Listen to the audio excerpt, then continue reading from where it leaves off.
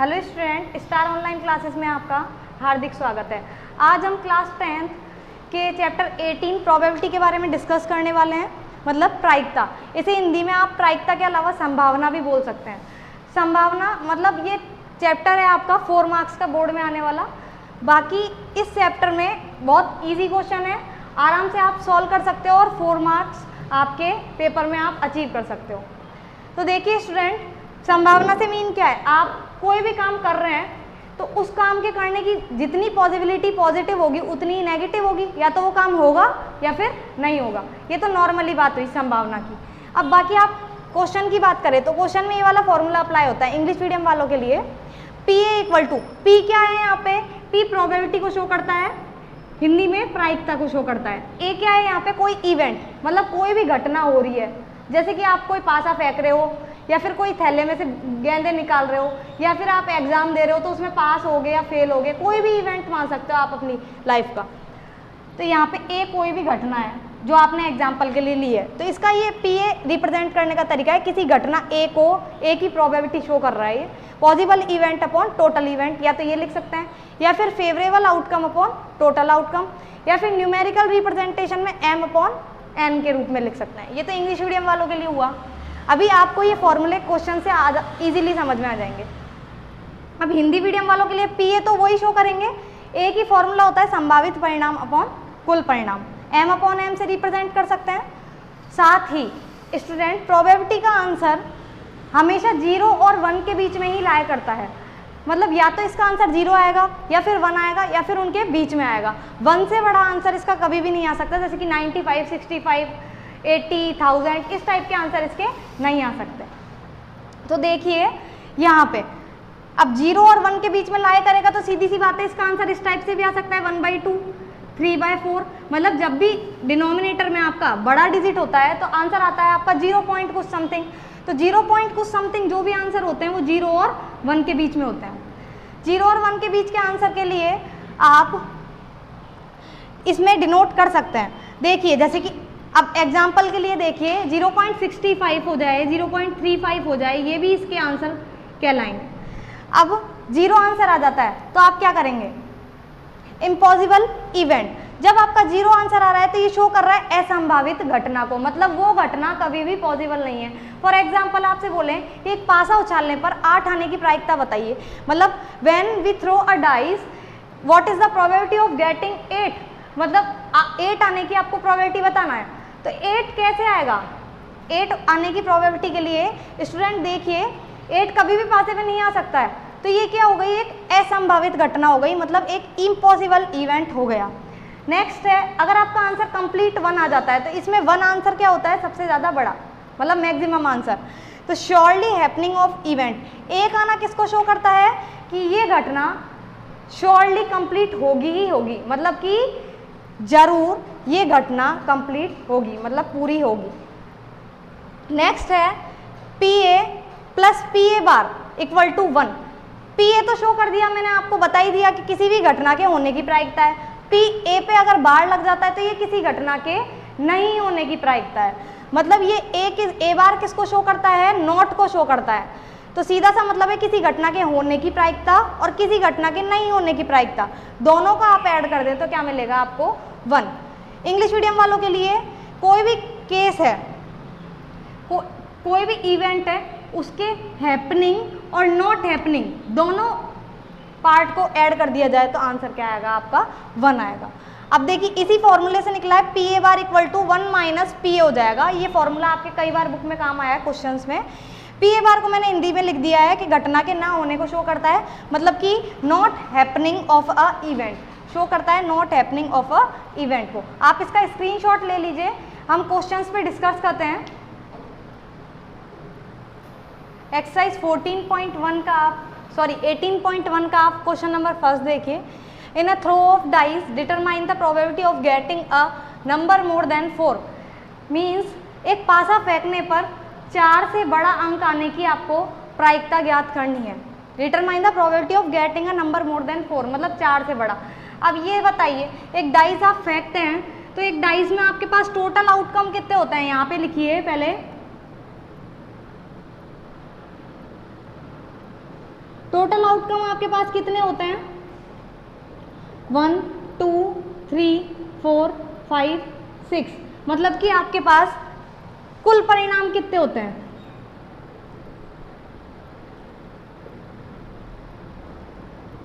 कुल परिणाम से मतलब है कि आपके एक पासे पे कितने अंक होते हैं? 1 2 3 4 5 6।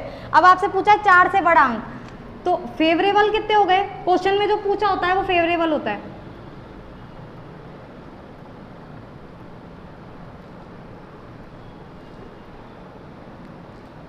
मतलब कि संभावित परिणाम कितने हो गए? संभावित या फिर अनुकूल लिख सकते हैं।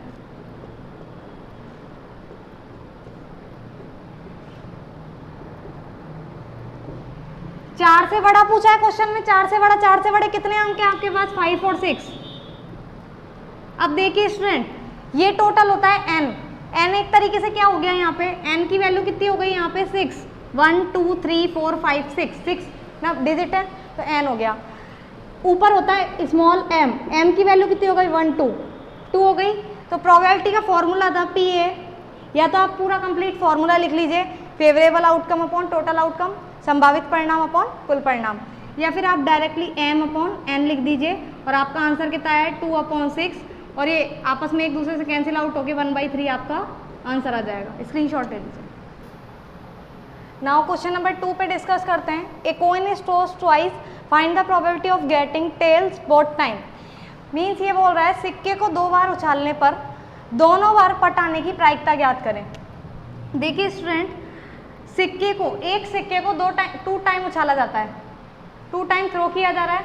तो देखिए एक सिक्के पे आप जानते हैं एक हेड होता है और एक टेल होता है, तो आपको 2 टाइम उछालना है, तो 2 टाइम वाली कंडीशन बनाइए टोटल आउटकम्स के लिए।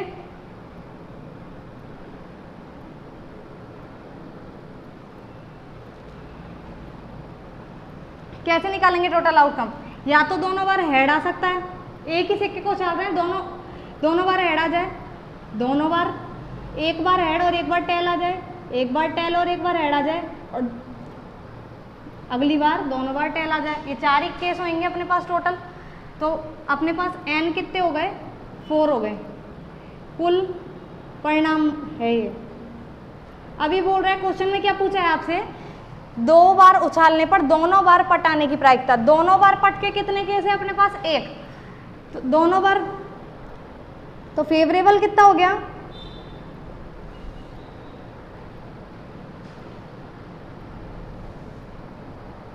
फेवरेबल आउटकम हो गया अपने पास 1। ओनली कितना हो गया? 1। जिसे कि आप लिखेंगे टेल, एक ही केस है, तो m की वैल्यू कितनी आ गई? 1। इसको संभावित परिणाम बोलेंगे।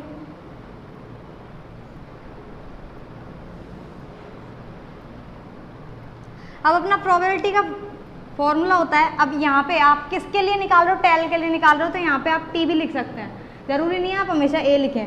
तो यहाँ पे आंसर आ जाएगा अपना m अपॉन n होता है, फॉर्मूले में लिख दीजिए m upon n equal to 1/4, ये आपका आंसर हो जाएगा। अब देखिए नेक्स्ट क्वेश्चन देखिए, question number 4, find the probability of throwing head और tail alternatively in 3 successive tossing a coin. मतलब ये बोल रहा है 3 बार एक सिक्के को लगातार उछाला जा रहा है, और ये बोल रहा है एकांतरित चित या पट आने की प्रायिकता। अल्टरनेटिवली एकांतरित का मतलब होता है एक के बाद एक, जैसे पहले हेड आ जाए, फिर टेल आ जाए, फिर हेड आ जाए, या फिर पहले टेल आ जाए, फिर हेड आ जाए, फिर टेल आ जाए। एकांतरित का मतलब एक्सचेंज होके आना। तो देखिए सॉल्यूशन इसका, सॉल्यूशन में देखिए सबसे पहले आपको निकालने होते हैं कुल परिणाम। तो एक सिक्के को कितनी बार उछाल रहा है? 3 बार। तो केस बनाइए सबसे पहले, कितनी कंडीशंस होंगी अपने पास? टोटल आउटकम में शॉर्ट में यहाँ पे लिख देती हूँ कुल परिणाम। कुल परिणाम देखिए सबसे पहले कितने होंगे? तीनों बार हेड आ सकता है, सबसे पहले ये बनाइए।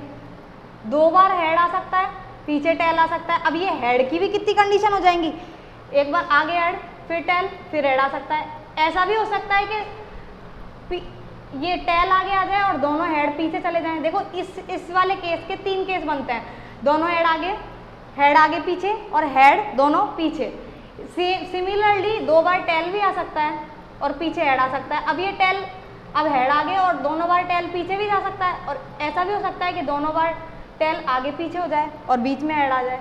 और लास्ट केस बचा आपके पास टेल टेल टेल का।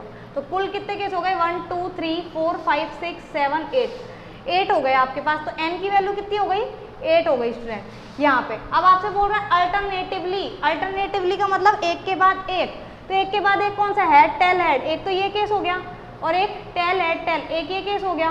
तो आपके पास अल्टरनेट फेवरेबल आउटकम्स कितने हो गए आपके पास, संभावित, संभावित की जगह अनुकूल लिख लें। अनुकूल परिणाम में देखिए कितने आ रहे हैं आपके, एक तो हेड टेल और हेड आ रहा है, एक टेल हेड और टेल आ रहा है। तो यहाँ पे देखिए स्टूडेंट m कितने आ गए आपके पास 2 आ गए। तो आपका वही फॉर्मूला PA प्रोबेबिलिटी का फॉर्मूला होता है m अपॉन n, और m अपॉन n की m कितनी आई है 2 और n कितने आए 8 और आंसर आ गया आपका 1/4। ये आपका आंसर कहलाएगा। अब देखिए स्टूडेंट आपको ये कैसे पता, कोई सोच रहा हो कि हमें ये कैसे पता चलेगा कितने केस टोटल आते हैं, 2 बार उछालने पे, 3 बार उछालने पे, 4 बार। वैसे 4 बार का आपकी बुक में क्वेश्चन है नहीं, 5 बार का भी नहीं है, लास्ट 3 का ही है। वैसे पता करने का तरीका ये है कि मैं आपको शॉर्ट में यहाँ पे बता देती हूँ। जैसे कि ये क्वेश्चन यहाँ पे कंप्लीट हो चुका है, आपको एक कॉइन दिया जाता है, तो कॉइन में कितने, जैसे एक कॉइन दिया है, एक कॉइन में कितने पार्ट होते हैं, 2 पार्ट होते हैं, या तो फिर हेड ही आएगा या फिर टेल ही आएगा। 2 पार्ट है आपको पता है एक कॉइन में, एक बार उछालेगा तो टोटल कितनी, एक बार उछालने पे तो 2 कंडीशन है, तुम्हें पता है, कंडीशन की बता रहे हो टोटल। जब 2 बार उछाला जा रहा है तो आपको पता है एक सिक्के को 2 बार, नॉर्मली 2 पार्ट होते हैं एक सिक्के के, हेड या टेल। तो एक बार उछाला जाता है तो 2 की पावर 1 लगाते हैं। 2 क्यों लिखा है, क्योंकि 2 पार्ट है, तो यहाँ पे आ जाएगा 2 आंसर। जब एक ही सिक्के को 2 बार उछाला जाता है तो 2 की पावर कितनी हो जाती है 2, और ये कितना आता है 4। तो 2 बार उछालने की कंडीशन में 4 केस आए थे अपने पास। अब उसी सिक्के को 3 बार उछाला जा रहा है तो सिक्का तो एक ही है, 2 पार्ट है, 3 बार उछाला जा रहा है तो यहाँ पे लगा देंगे 3, 2 की पावर 3 होती है 8। तो टोटल कंडीशन कितने पास आएगी आपके पास 8 कंडीशन आएगी आपके पास, इसके अंदर 8 आई थी। तो ये आंसर जानने की थोड़ी सी ट्रिक्स है। अभी नेक्स्ट क्वेश्चन पे बात करते हैं, स्क्रीनशॉट ले लीजिए। Student 5th question, find the probability that a non leap year should have only 52 Sunday. एक अलीफ वर्ष में 52 रविवार होने की प्रायिकता ज्ञात करनी है। अब आपको लीप और अलीफ वर्ष के बारे में, मतलब लीप ईयर और नॉन लीप ईयर के बारे में पता होना चाहिए। लीप ईयर जो नॉर्मली 20, जिसमें फरवरी आपकी 29 डेज की आती है, और नॉन लीप ईयर जो अपने नॉर्मली चलते हैं जिसमें 28 डेज की फरवरी आती है। जैसे कि एक नॉर्मल ईयर है, नॉन लीप ईयर है, नॉन लीप ईयर की बात करें तो आपके होते हैं 365 डेज। अभी आप लीप ईयर की बात कर रहे होते तो यहाँ पे 360, क्योंकि 29 की फरवरी हो जाएगी, 365 में आप एक जोड़ेंगे तो कितना आ जाएगा 366 डे हो जाएंगे, 1 डे आपका एक्स्ट्रा हो जाता है। अब देखिए, अब इसमें आपके टोटल अगर आप वीक्स और डेज की बात करें तो आपके 52 वीक और 1 डे होता है, एंड 1 डे एक्स्ट्रा होता है हर नॉर्मल ईयर में। ये कैसे पता चलता है आपको, आपको ये ऐसे पता चलता है 365 में, एक वीक में आपके 7 डेज होते हैं, आप इसका डिवाइड करेंगे तो 7 5 से 35, यहाँ पे कितना बच रहा है, अब आपका 14 टाइम तो चला, 14 से तो चला गया, पर 1 डे एक्स्ट्रा बच जाता है। तो यही कहलाता है आपका जो एक्स्ट्रा डे है, और ये आपके टोटल वीक कहलाते हैं कि 7 से पूरा 52 टाइम डिवाइड हो रहा है। तो 52 तो आपके पास क्या हो गए वीक, और 1 क्या हो गया आपके पास डे एक्स्ट्रा। अब देखिए स्टूडेंट, आपके पास इस क्वेश्चन में क्या पूछा है, आपको इस क्वेश्चन से मतलब होना चाहिए। इस क्वेश्चन में देखिए आपसे ये पूछा है कि 52 संडे होने की, मतलब 52 रविवार होने की आपको प्रायिकता निकालनी है, 52 संडे होने चाहिए। तो देखिए 52 संडे, 52 वीक्स हैं, तो सीधी सी बात है 52 वीक्स हैं तो 7 डेज कंप्लीट होंगे, तो 52 संडे तो यहीं कंप्लीट हो गए। यानी कि क्वेश्चन में आपको हिंट दे दी कि जो 1 डे एक्स्ट्रा बच रहा है वो संडे नहीं होना चाहिए। अगर संडे हो गया तो आपके पास 53 संडे हो जाएंगे, और आपको क्वेश्चन में तो 52 संडे के लिए बोला है।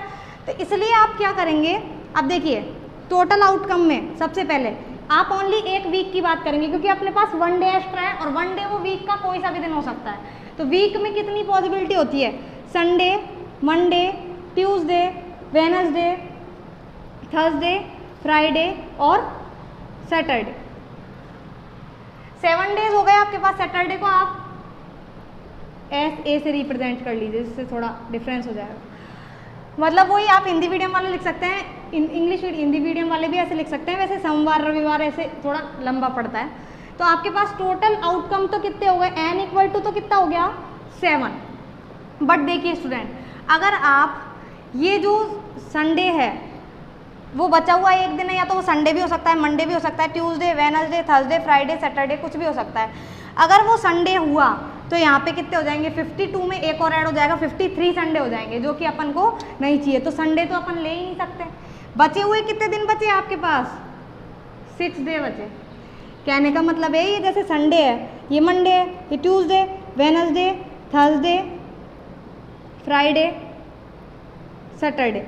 संडे आपके पास 52, ये भी 52 होने चाहिए, ये भी 52 होने चाहिए, ये भी 52 वीक्स की बात कर रहे हैं अभी। अब 52 और ये भी 52। अब ये एक दिन जो बढ़ेगा, या तो आप इसमें बढ़ाइए या आप इस सब में 52 चलने दीजिए। अगर आप अब उसने क्वेश्चन में 52 की बोला है तो आपको इसे तो 52 ही रहने देना है।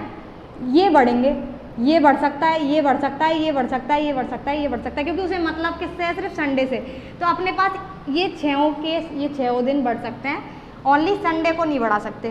तो ये वाली कंडीशन मैं मिटा देती हूँ आपकी, ये समझ में आ गया होगा आपको आसानी से। उसको ओनली 52 संडे चाहिए, जो कि 52 वीक्स में कंप्लीट हो चुके हैं। तो ये जो 1 डे एक्स्ट्रा बचा है उसमें वो 6 दिन कोई से भी ले लेगा, बट संडे नहीं लेगा, क्योंकि 53 नहीं चाहिए उसे। तो आपके पास प्रोबेबिलिटी संडे की हो जाएगी। अब या फिर ए लिख लें या संडे लिख लें, या फिर पूरा ही संडे लिख दें, रविवार लिख दें।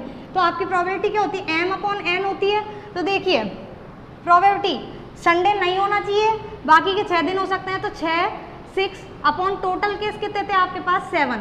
तो आपका आंसर आ गया 6/7। कोई ये ना सोचे 1/7 आएगा, 6/7 आएगा, क्योंकि 51 डे जो एक्स्ट्रा है वो ये इन 6 दिनों में से हो सकता है। जब भी आपके 52 रविवार कंप्लीट होंगे, नहीं तो आपके 53 रविवार हो जाएंगे, इसलिए 6/7 आंसर आएगा। नेक्स्ट क्वेश्चन पे हम डिस्कस करते हैं। Question number 6, if PA equal to 0.65 then what will be the probability of not A। देखिए PA की वैल्यू आपको दे दी 0.65। अब देखिए स्टूडेंट, आपसे पूछा है P नॉट A, आपसे P नॉट A की वैल्यू पूछी है, ये क्या होगी। तो मैंने आपको एक फॉर्मूला बताया था, P नॉट A का फॉर्मूला होता है आपका 1 - PA। तो वो फॉर्मूला यहाँ पे लगा दीजिए, 1 - 0.65 करेंगे तो आपका 0.35 आ जाएगा। आई होप आप सबको ये माइनस करने में कोई प्रॉब्लम ना हो। 1.00 में से 0.65 आप लेस करेंगे तो आपका ये आंसर आ जाएगा। ठीक है, पॉइंट के बाद 0 लगा देना, ये कंप्लीट आंसर आ जाएगा, कोई मिस्टेक ना करें। अब नेक्स्ट क्वेश्चन पे डिस्कस करते हैं। इससे पहले आप इसका स्क्रीनशॉट ले लीजिए। ए bag contain 5 red and 3 white balls. From this bag, 1 ball is drawn randomly. What will be the probability that the drawn ball is white, second not white? Question में आपसे ये बोला गया है, एक बैग है आपके पास, एक थैला है, उसमें 5 तो आपके पास रेड बॉल हैं और 3 आपके पास वाइट बॉल हैं। तो एक बॉल आपकी रैंडमली निकाली जाती है यादृच्छितया। तो फर्स्ट आपसे क्वेश्चन में पूछा गया है वाइट बॉल होने की प्रायिकता बताएं, सेकंड आपसे पूछा गया है वाइट नहीं होने की प्रायिकता बताएं। तो सॉल्यूशन में लिखिए, सॉल्यूशन में देखिए आप स्टूडेंट, सबसे पहले आपको टोटल बॉल निकालनी पड़ेगी। टोटल बॉल कितनी है आपके पास, 5 + 3, क्योंकि 5 तो आपके पास कितनी है रेड और 3 आपके पास वाइट है। तो आपके पास टोटल है 8 बॉल, मतलब कि फुल गेंद, फुल गेंद आपके पास 8 है। अभी बोल रहे हैं फर्स्ट क्वेश्चन में वाइट बॉल होने की, तो प्रोबेबिलिटी ऑफ वाइट के लिए आप डायरेक्टली लिख लीजिए m/n, फॉर्मूला होता है। वाइट बॉल कितनी है आपके पास क्वेश्चन में, देखो यहाँ पे आप लिखना चाहो तो लिख भी सकते हो। वाइट बॉल कितनी है आपके पास 5 है और रेड कितनी है आपके पास 3 है, ये आप लिख भी सकते हो। तो 5/8 ये आपका फर्स्ट कंप्लीट हो गया। सेकंड देखिए, आपसे पूछा है नॉट वाइट, तो नॉट के लिए आप या तो ये भी कर सकते हैं कि P वाइट पे आप बाहर लगा दें, तो P नॉट वाइट का फॉर्मूला एक तरीके से P वाइट हो जाएगा कि जो वाइट का आया है वो निकाल लीजिए। या तो एक तरीका है, देखिए 1 - P वाइट, वाइट कितना आया था 5/8, और इसे सॉल्व करेंगे तो 8 - 5/8 आएगा 3/8।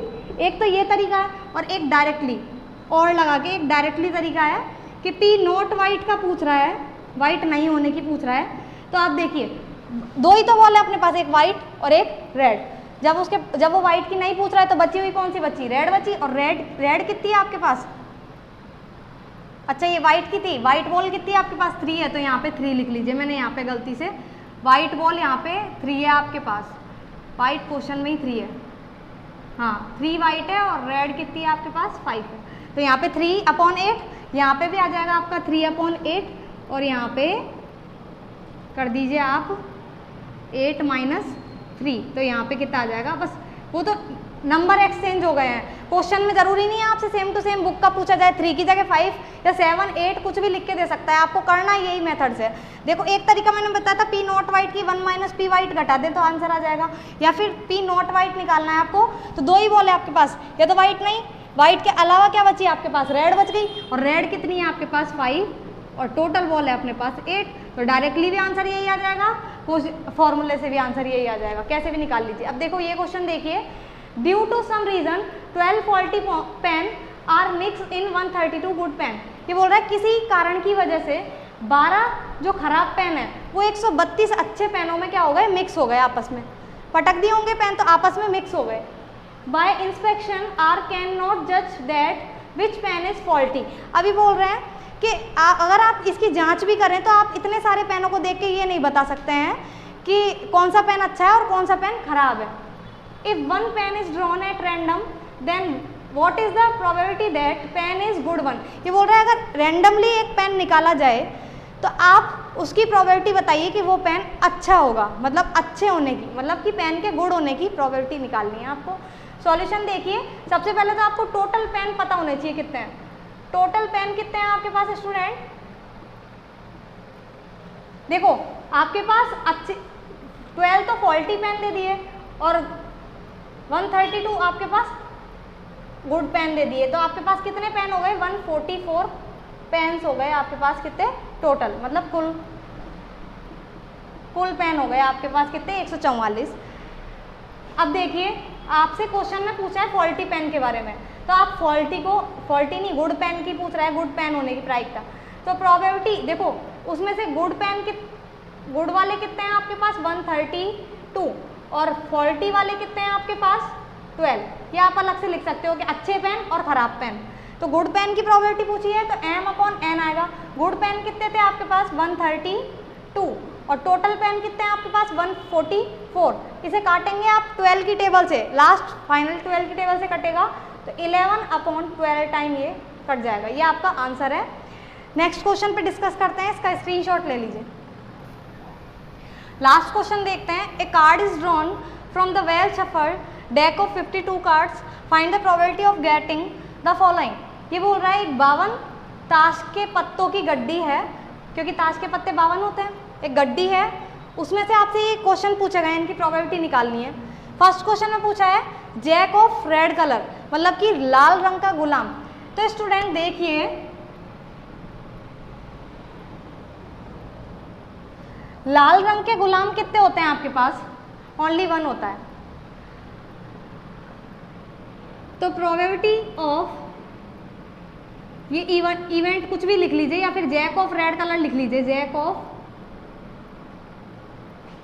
रेड कलर, ये वही हिंदी मीडियम वाले भी लिख सकते हैं, लाल रंग का गुलाम। m/n कितना होता है, ओनली 1 और टोटल पत्ते कितने होते हैं 52, तो यहाँ पे लिख लीजिए 52। सेकंड यहाँ पे ऊपर आप सेम सारे क्वेश्चनों में जैसे मैंने डीपली लिखा है वो लिख सकते हैं। टोटल कार्ड्स आपके पास 52 हैं। रेड कलर के jack of red colour cards कितने हैं आपके पास 1, तो प्रोबेबिलिटी होएगी 1/52। अब लिखना सीख गए इसलिए मैं डायरेक्ट सिखा देती हूँ। कार्ड ऑफ रेड कलर के पत्ते कितने होते हैं आपके पास, टोटल 26 होते हैं। तो P रेड कलर के कार्ड्स की पूछ रहा है, तो 26/52, तो 1/2 इसका आंसर आएगा। थर्ड वाले का देखिए स्टूडेंट, एस ऑफ हार्ट, मतलब कि पान का इक्का। अब पान के इक्के कितने होते हैं आपके पास स्टूडेंट, ओनली 1 होता है।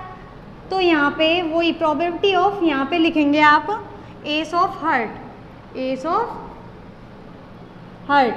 आपको स्टूडेंट पेपर में ऐसे ही लिखना है, वही total favourable outcome upon total outcome formula लिखना है। उसके बाद आपको आंसर लिखना है एस ऑफ हार्ट कितने हैं आपके पास 1 और टोटल कितने हैं आपके पास 52, तो इसका भी आंसर सेम कहलाएगा।